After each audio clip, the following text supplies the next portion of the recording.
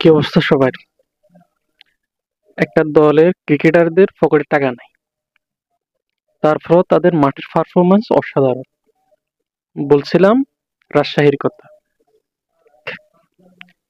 আজকের যে ম্যাচটা হলো রাজশাহী এবং সিলেটের মাঝে, আজকের খেলায় কি একবারের জন্য কি বুঝা গেল যে রাজশাহী প্লেয়াররা টাকা ছাড়া মাঠে নামছে খেলার জন্য? গতকালকে খবর পেলাম তাদের প্লেয়ারদের 25% টাকা মালিক পরিশোধ করছে।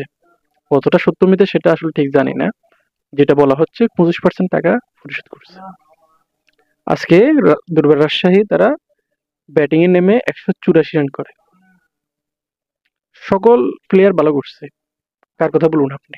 এনামুল হক বিজয় সেও 20 রান করছে, মোহাম্মদ হারিস সেও 20 রান করছে, জিসান আলম সেও মেবি 19-18 রান এরকম করছে, রায়ান বার্ল 39 রান করছে, ইয়াসির আলী সেও আহ 15 রান করছে মনে হয়। মানে এভাবে করে সবাই রান করছে। সেই রানের সুবাদে তাদের দল 184 রান করে। বিপরীতে সিলেট স্ট্রাইকার্স তারা 119 রান অল আউট হয়ে যায়। বলার মতো কেউই রান করতে পারে নাই।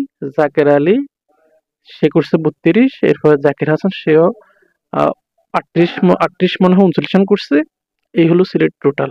বলার মতো আর কোনো প্লেয়ার রান করতে পারে নাই, 119 রান অল আউট। তাহলে কি বুঝলেন? একটা দল তাদের প্লেয়ারদের টাকা নেই, পয়সা নেই, তারা প্র্যাকটিস বয়কট করছে। তারা প্র্যাকটিস বয়কট করে তারা এমনকি ম্যাচও বয়কট করার সম্ভাবনা ছিল।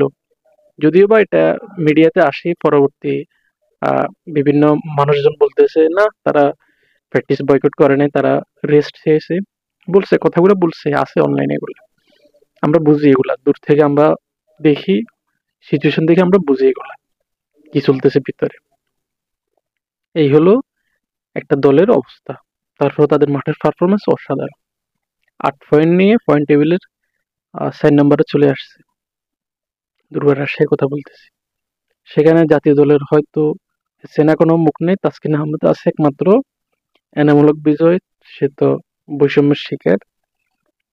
সো এই হলো দলটা, কি অসাধারণ পারফরমেন্স তাদের। অভিনন্দন দুর্বার রাজশাহী টিম, অভিনন্দন এনামূলক বিজয়, অভিনন্দন তাসকিন আহমেদ, অভিনন্দন রায়ান বাল।